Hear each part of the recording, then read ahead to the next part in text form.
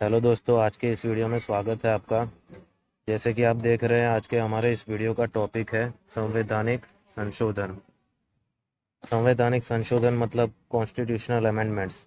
Simple language में कहे तो संविधान में जो सुधार किए जाते हैं उसे संवैधानिक संशोधन कहा जाता है। वीडियो स्टार्ट करने से पहले मैं आपको कुछ सवाल पूछूंगा जिसके आपको जवाब देने होंगे। अगर आपको उस सवाल के जवाब आते हैं तो उसे कमेंट बॉक्स में लिखिए, और अगर नहीं आते तो कोई बात नहीं, वीडियो के एंड में मैं आपको बताऊंगा।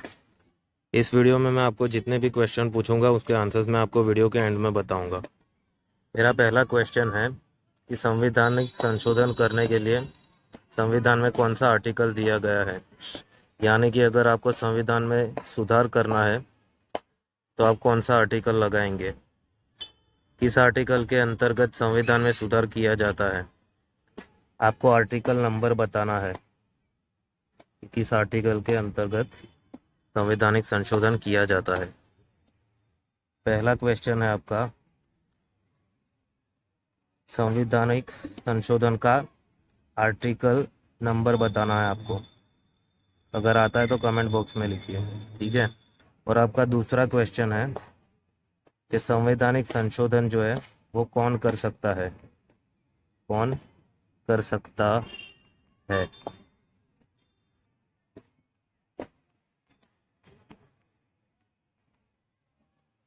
आंसर्स मैं आपको वीडियो के एंड में बता दूंगा, ठीक है। तो अभी हम आज का अपना वीडियो स्टार्ट करते हैं।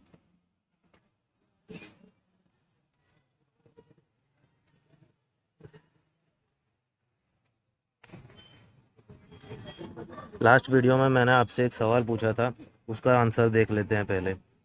पिछले वीडियो में मैंने आपको क्वेश्चन पूछा था कि भारतीय संविधान में टोटल कितनी अनुसूचियां हैं, तो उसका आंसर हो जाएगा 12।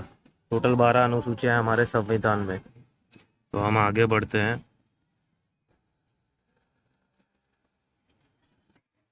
आज का हमारा पहला प्रश्न है, किस संवैधानिक संशोधन द्वारा भारतीय संविधान में 9वीं अनुसूची जोड़ी गई। कौन से संवैधानिक संशोधन के अंतर्गत भारतीय संविधान में 9वीं अनुसूची जोड़ी गई थी। आपके ऑप्शंस है, पहला संवैधानिक संशोधन 1951, बी चौथा संवैधानिक संशोधन 1955, सी सातवां संवैधानिक संशोधन 1956 एंड डी 10वां संवैधानिक संशोधन 1961। तो इसमें आपका आंसर हो जाएगा ए, पहला संवैधानिक संशोधन 1951। इस संशोधन के अंतर्गत ही भारतीय संविधान में 9वीं अनुसूची जोड़ी गई थी। 9वीं अनुसूची जो है वो जमीन सुधार के कानून से रिलेटेड है, जमीन सुधार के कानून से रिलेटेड है। तो ये आपका पहला सवाल था। अब आगे बढ़ते हैं। नेक्स्ट क्वेश्चन है आपका, भारतीय संविधान का भाग 7 किस संवैधानिक संशोधन द्वारा निरस्त किया गया था। निरस्त यानी कि रद्द किया गया था।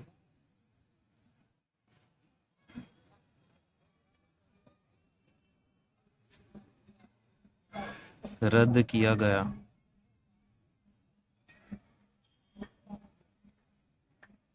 आपके ऑप्शंस हो जाएंगे, ए पहला संवैधानिक संशोधन 1951, बी चौथा संवैधानिक संशोधन 1955, सी सातवां संवैधानिक संशोधन 1956, डी 10वां संवैधानिक संशोधन 1961। तो दोस्तों इसका आपका आंसर हो जाएगा सी, सातवां संवैधानिक संशोधन 1956। दोस्तों भाग 7 जो रद्द किया गया उसमें पहले क्या प्रावधान था और अभी क्या है वो मैं आपको बता देता हूँ। और ये जो 7वां अमेंडमेंट है उसमें कुछ और प्रावधान भी किए गए थे, वो भी मैं आपको बता देता हूँ। एक मिनट।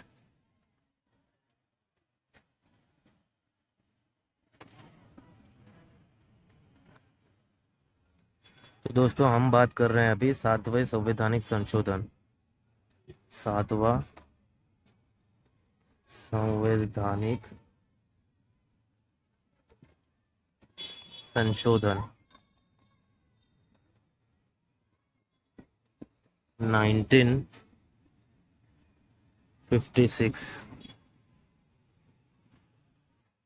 इस अमेंडमेंट में दोस्तों भाग 7 रद्द कर दिया गया। भाग 7 में इससे पहले कुछ प्रावधान थे जो मैं आपको बताता हूँ। जब भारत को आज़ादी मिली तब भारत के जितना भी एरिया था उसको 4 पार्ट में डिवाइड किया हुआ था। पार्ट ए,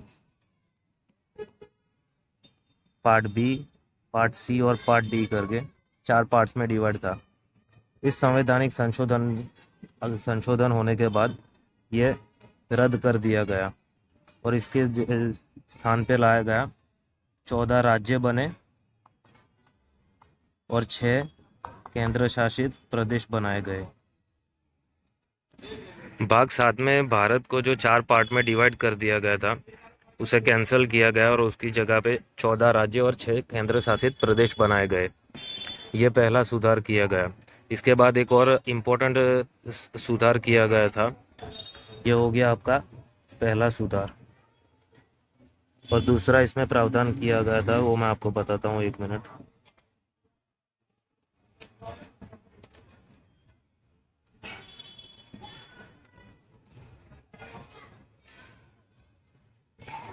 दूसरा जो इसमें सुधार किया गया था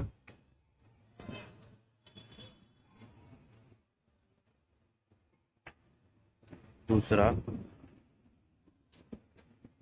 तो या 2 से ज़्यादा राज्य के लिए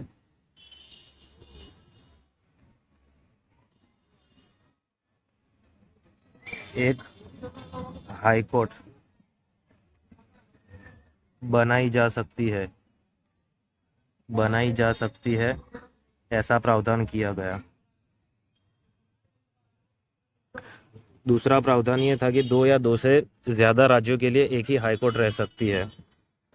फॉर एग्ज़ाम्पल अगर अभी हम देखें तो भारत में ऐसे कई राज्य हैं जहाँ पे उनकी खुद की हाई कोर्ट नहीं है, उनकी हाई कोर्ट किसी दूसरे राज्य की हाई कोर्ट से लगती है। एग्ज़ाम्पल के तौर पे हम लेते हैं गुवाहाटी हाई कोर्ट जो आसाम के अंदर है। आसाम में जो हाई कोर्ट है गुवाहाटी हाई कोर्ट, वो टोटल 4 राज्यों को कवर करती है। टोटल 4 स्टेट उसके अंडर में आते हैं। गुवाहाटी हाई कोर्ट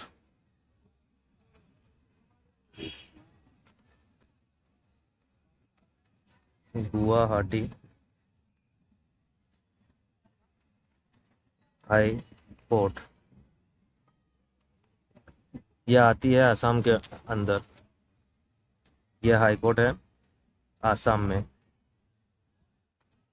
लेकिन ये दूसरे 3 राज्यों को भी कवर करती है। वो दूसरे 3 राज्य कौन से हैं? पहला स्टेट तो हो गया आसाम, दूसरा हो गया नागालैंड, दूसरा हो गया नागालैंड, तीसरा हो जाएगा मिज़ोरम, तीसरा हो जाएगा मिज़ोरम और चौथा हो जाएगा अरुणाचल प्रदेश। चौथा हो जाएगा अरुणाचल प्रदेश। तो गुवाहाटी हाई कोर्ट इन चारों स्टेटों को संभालती है। ये जो 3 स्टेट हैं इनकी कोई इंडिविजुअल हाई कोर्ट नहीं है, ये गुवाहाटी हाई कोर्ट के अंडर में ही आती है। तो 7वां जो संवैधानिक संशोधन था इसमें ये 2 प्रावधान किए गए थे। पहला प्रावधान था जो 4 पार्ट थे भाग 7 में, भाग 7 रद्द कर दिया गया और उसकी जगह पे 14 राज्यों और 6 केंद्र शासित प्रदेशों को लाया गया।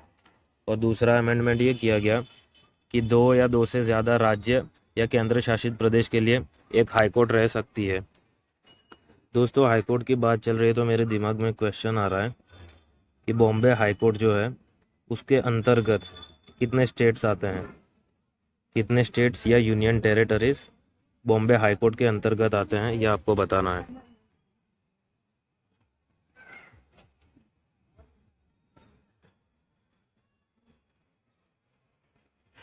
बॉम्बे हाई कोर्ट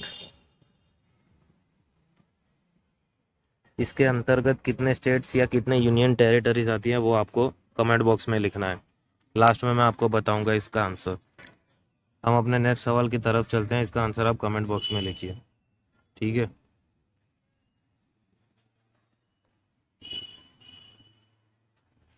नेक्स्ट हमारा सवाल है उच्च न्यायालय के न्यायाधीशों की सेवानिवृत्ति की आयु किस संवैधानिक संशोधन द्वारा बढ़ाई गई? आपका क्वेश्चन है, ये उच्च न्यायालय यानी कि हाई कोर्ट जो होते हैं, उसके जो जज होते हैं, उनकी रिटायरमेंट की एज किस संवैधानिक संशोधन द्वारा बढ़ाई गई थी? आपके ऑप्शंस है ए 10वां संवैधानिक संशोधन 1961, बी 11वां संवैधानिक संशोधन 1961, सी 13वां संवैधानिक संशोधन 1962, डी 15वां संवैधानिक संशोधन 1963। तो इस क्वेश्चन का आपका आंसर हो जाएगा 15वां संवैधानिक संशोधन 1963।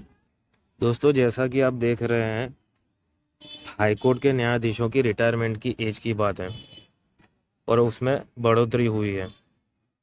तो पहले कितनी थी और अभी कितनी है, ये जानना ज़रूरी है आपके लिए। तो वो मैं आपको बता देता हूँ। हाईकोर्ट के जो जजेस थे, उनकी रिटायरमेंट की एज 15वें संवैधानिक संशोधन से पहले 60 साल रखी गई थी। कितनी? 60 साल। मतलब कि 60 साल की एज पर जजेस रिटायर हो जाते थे हाई कोर्ट में, और उसमें कुछ बढ़ोतरी हुई, यानी कि रिटायरमेंट की एज को बढ़ाया गया। तो बढ़ाकर कितना कर दिया गया? 62 ईयर्स, 62 साल कर दिया गया। भारत में अभी भी जजेस की रिटायरमेंट की एज यही चल रही है, 62। ये हाई कोर्ट की बात है। हाई कोर्ट, सुप्रीम कोर्ट में कुछ अलग है।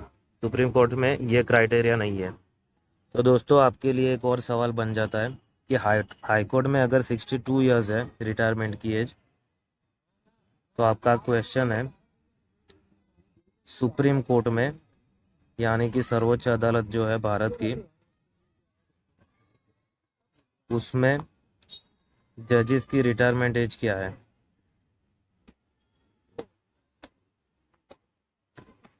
इसका आंसर आपको कमेंट बॉक्स में लिखना है। जजेस की रिटायरमेंट एज क्या है सुप्रीम कोर्ट में? मैं अभी की बात कर रहा हूँ, प्रेजेंट में कितनी है। आंसर आप कमेंट बॉक्स में लिखिए। हम आगे बढ़ते हैं नेक्स्ट सवाल की तरफ।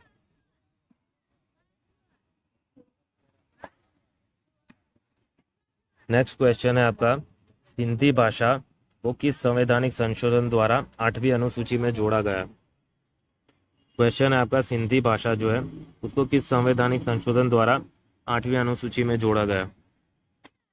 दोस्तों, हमारी भारतीय संविधान की जो 8वीं अनुसूची है, जिसके बारे में हम बात कर रहे हैं, उसमें संविधान में जो मान्य भाषाएं हैं उसकी लिस्ट दी हुई है। संविधान में कितनी मान्य भाषाएं अभी, उसका पूरा लिस्ट दिया हुआ है कि इतनी इतनी मान्य भाषाएं हैं हमारी।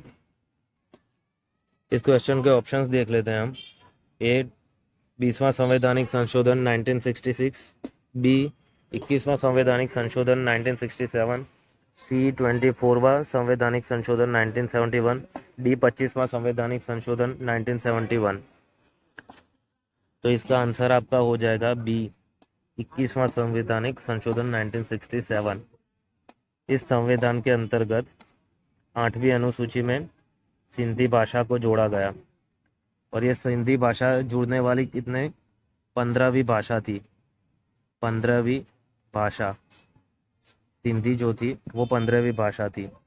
इससे पहले 8वीं अनुसूची में ऑलरेडी 14 भाषा, 14 लैंग्वेजेस रखी हुई थी पहले से ही।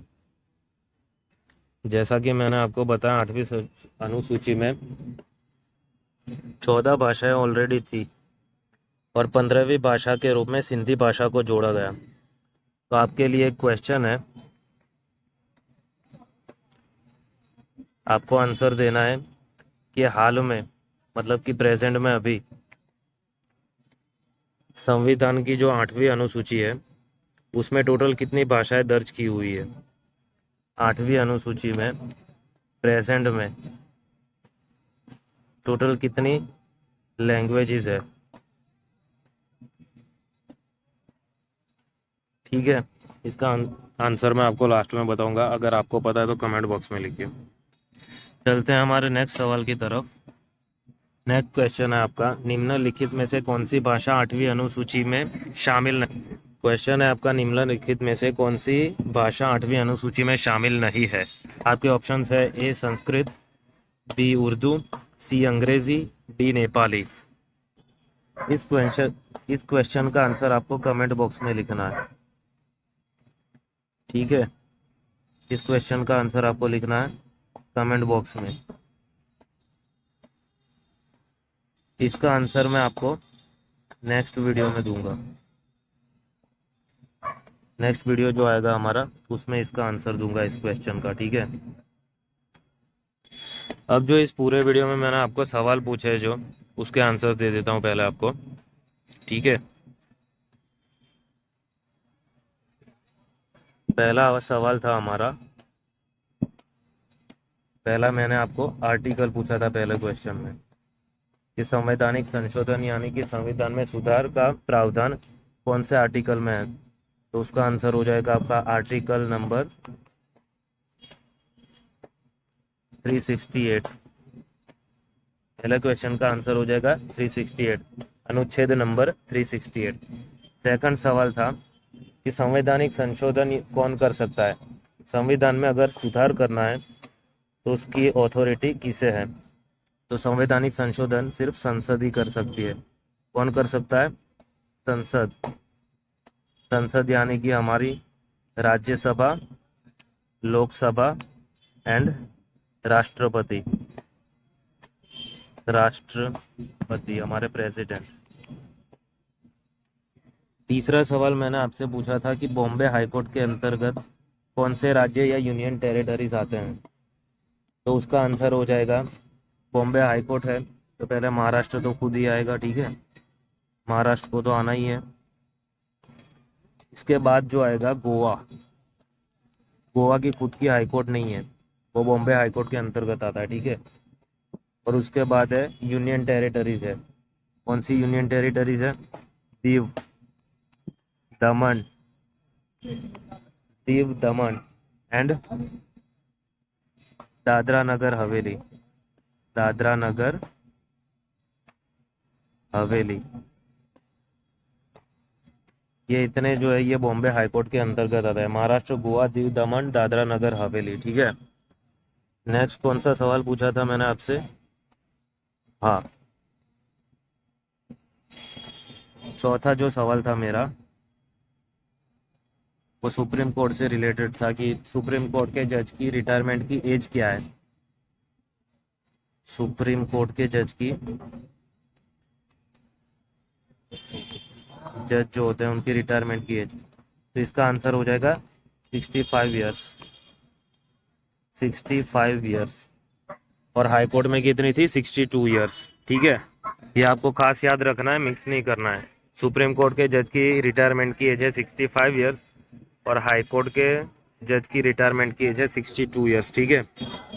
और जो लास्ट क्वेश्चन मैंने आपसे पूछा था 5वां नंबर का, ये 8वीं अनुसूची में अभी कितनी भाषाएं दर्ज की हुई है।